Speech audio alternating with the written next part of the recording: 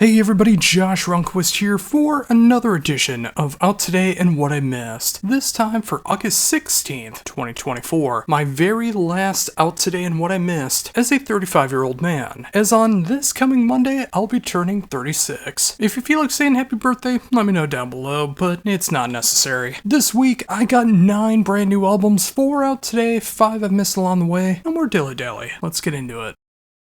First up is an Album of the Year contender. It is Dark Tranquility with End Time Signals. And this band has really been through the ringer as of late, especially in the past 10-15 years with so many different lineup changes. Only 2 of the original members are still intact. But with that comes new life into the band, and End Time Signals brings in some of the most fire the band has ever had. Seriously, in a lot of Dark Tranquility albums, especially of the 21st century, there's a couple fast songs, but it's mainly moody mellow death, which I love. This album brings the fast, the slow, the medium, everything that you love about Dark Tranquility into one album. If you love the old school stuff, the new school stuff, and everything in between, this is that album. But it is more revitalized than ever before, proving that Dark Tranquility, even after 30 plus years of existence, is here to stay and putting out some of the best metal death you will ever hear.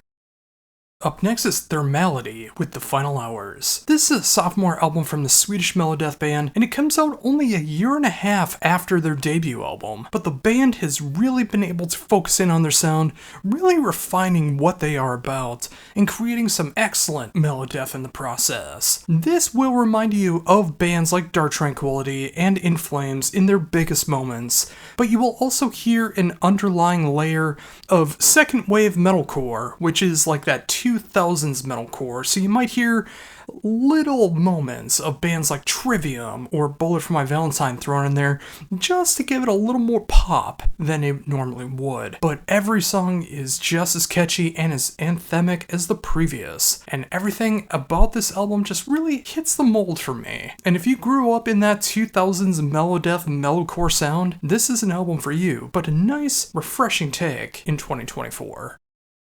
Up next is the band Trench with Between Inverted Worlds. Now, Canada is pretty much just known for its prog rock and tech death at this point, if you follow stereotypes, but there is such a rich Canadian hardcore scene that's going on, and Trench is right in the middle of that. With their sophomore album, the band expands even more on their hardcore sound, really bringing in a weird mixture of Comeback Kid and Cult of Luna. That's right, you heard me right. It incorporates groove metal, industrial, and post-metal into their hardcore roots. It is absolutely insane to listen to, and it won't be for everybody. But if you're looking for something that's very deep, dense, and prolific, this, in the hardcore realm, is one of the most standout albums in 2024, and it is such a refreshing take on the genre.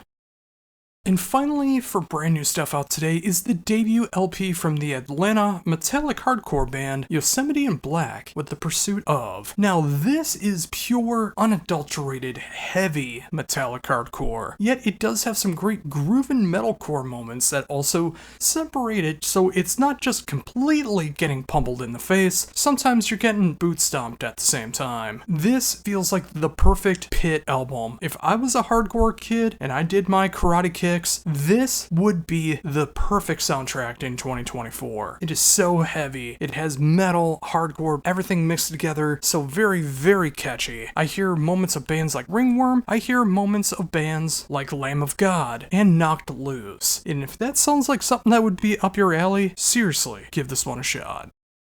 And now for some stuff I missed along the way, starting with Destruction of Orion, with the debut album, Decreasing Brightness. And no, this has nothing to do with turning down the brightness on your Black Mirror. This is an album that is fully about the last moments of life before one passes away, and each track has a different story to tell when it comes to that. Tina Spazova has created some of the best old school death doom, funeral doom, and raw atmospheric doom I've heard in 2024. This is raw, unadulterated funeral doom at its lowest. It is dark, it is sad, it is gut-punching, it is soul-draining, and everything that I love about it. It has a very raw, atmospheric feel behind it in the production style, which might be a turnoff for some people, but for me, I think it really fills up the atmosphere and makes it feel even colder. And if you're looking for some serious, fantastic funeral doom in 2024, this is one of the best and one of the most heartbreaking. Next up is Grot Strigoi with The Prolific Silence, and this is one of the most empty albums I've heard in 2024. And I don't mean that in the sense that it has nothing to say or that it's bland and boring. I mean this album literally feels like it sucks you into the void, and it doesn't let up until it is finished. This is the fourth album from the Scottish black metal duo, and it is easily their best. Pure, absolutely fantastic black metal, transcendental atmosphere throughout the entire thing, and such terrifying darkness. It just makes for the perfect blend of depressive black metal. If you're looking for some heartbreaking black metal that has a dark message and has some of the most creative sounds that you're gonna hear in the subgenre, with a production style that does not sound like 90s mayhem, you really need to give this one a shot.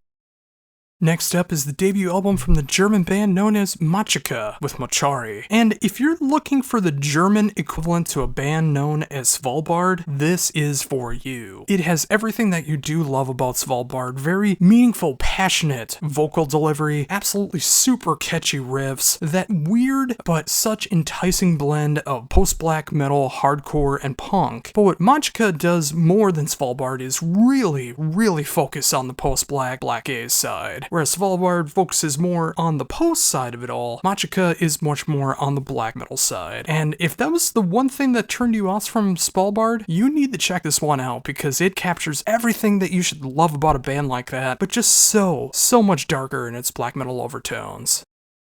Next up, we have Parine with their debut album, Calibration. And they really did, sorry for the pun, calibrate their sound with this debut album. It is so meticulously perfect when it comes to melodic metal, heavy metal, dark metal, and just the greatest sense of pop rock, just mixed in with all the darkness as well. This is a Finnish band that really knows how to make something memorable, catchy, and very rewarding with every repeat listen. The dark, relatable lyrics and the catchy riffs catch me immediately. And of course, being from Finland, they know the importance of the melancholic and melodic sides to the metal country that they are known for. If you're looking for a band that kind of has the sound of a band I mentioned last year known as Abandon All, but you're also looking for the vocal delivery of a band who put out a fantastic album this year like Lutharo, this is an album that you must get. It is such a refreshing take on melodic dark metal in 2024. And finally today, we have Tides of Chaos with Crossing the Threshold. Another debut album this week, this time coming from a one-man Norwegian project, and wow, this is some of the best melodic blackened death metal that I've heard in 2024. It's such a refreshing take on the melodic death metal, the melodic black metal, the blackened death metal, all of it combined to create something that's very reminiscent of what you know, but done in such a different way that sounds so refreshing. If you're looking for a band that mixes something like Rotting Christ, early Borknagar, Behemoth, and Belphegor, this is an album that you need to check out. It's a little bit on the raw side, but done just perfectly enough. The songwriting is fantastic from start to finish, and that album experience is such a rush if you love this style. Seriously, if you love your melodic and blackened death metal, you need Tides of Chaos.